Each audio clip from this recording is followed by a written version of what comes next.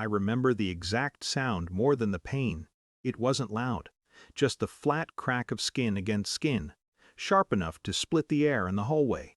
I had just stepped through the door, still holding my work bag, keys tangled in my fingers. "Do you even know what time it is?" my husband asked. Not asked. Declared, "We've been waiting because of you. Get in the kitchen and start cooking. Now." I tasted metal before I felt the sting. My daughter was on the couch, legs folded under her. She didn't look shocked. She rolled her eyes and muttered, almost bored, "Mom, you're pathetic." That word, pathetic. That word, pathetic. I think that's when the house changed shape for me. The walls felt thinner, the lighting harsher, as if someone had tilted the entire place slightly off its foundation, and I had finally noticed. I didn't argue. I didn't defend myself.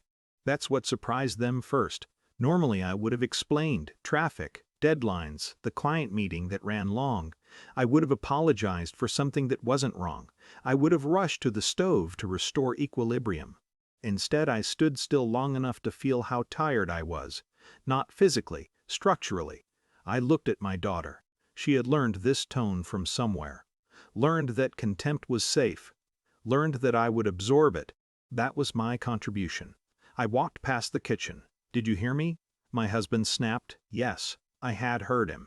I walked into the bedroom and closed the door, not hard, just firmly enough that it latched.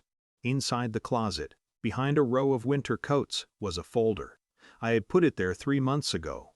After the last time he grabbed my wrist hard enough to leave a mark. After the last time my daughter laughed when I dropped a plate because my hands were shaking. After I realized something quiet and terrible, they were comfortable.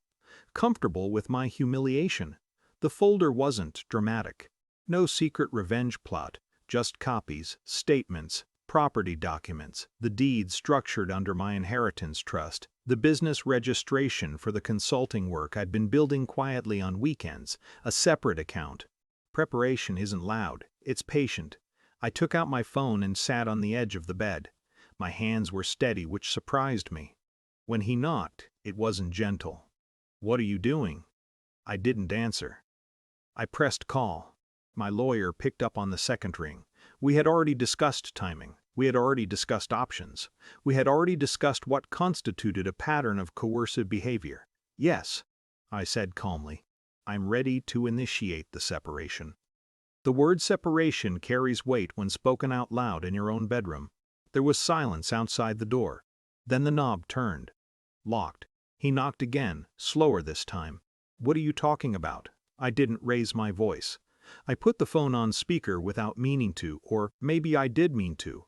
My lawyer's voice filled the room, clear and unhurried. She began outlining next steps. Temporary living arrangements, custodial evaluations, financial disclosure obligations. Financial disclosure. That was when I heard the shift in his breathing. "You can't just leave," he said through the door. Not shouting now. Calculating. Actually, I could. The house was purchased with my inheritance as primary equity. The mortgage structure reflected that. He had signed the documents, he just hadn't read them carefully. Power is often paperwork. When my lawyer asked to confirm the trust details and referenced the clause regarding domestic hostility, I knew he could hear every word. The hallway went very quiet. My daughter stopped moving. I could feel it. That teenage certainty dissolving into confusion. "I don't want to escalate anything tonight," I told my lawyer, "but I will not remain in the house under these conditions." My voice sounded unfamiliar, not angry, not wounded, clear. The moment was not cinematic, no shouting, no tears, just information entering a room that had never expected it. He tried softening next. "You're overreacting," he said. "It was just stress. You were late." I opened the door then.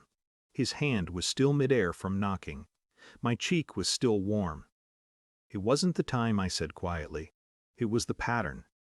I looked at my daughter, really looked at her. She wouldn't meet my eyes now. There is a specific kind of grief when you realize your child has absorbed your diminishment as normal. "I won't teach her that this is acceptable," I said, not to him, to myself. He stepped back. Authority doesn't always arrive in uniform.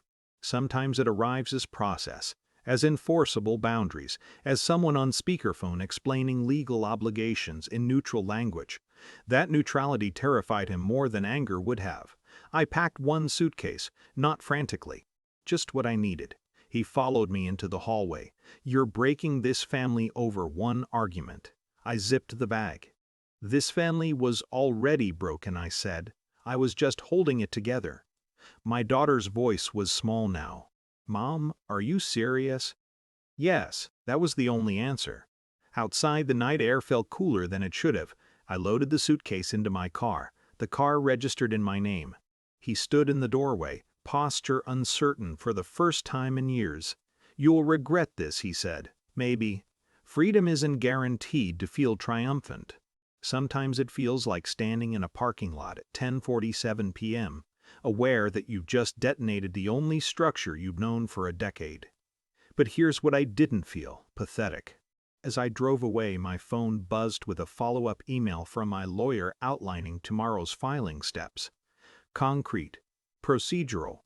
No one chased me. No one laughed.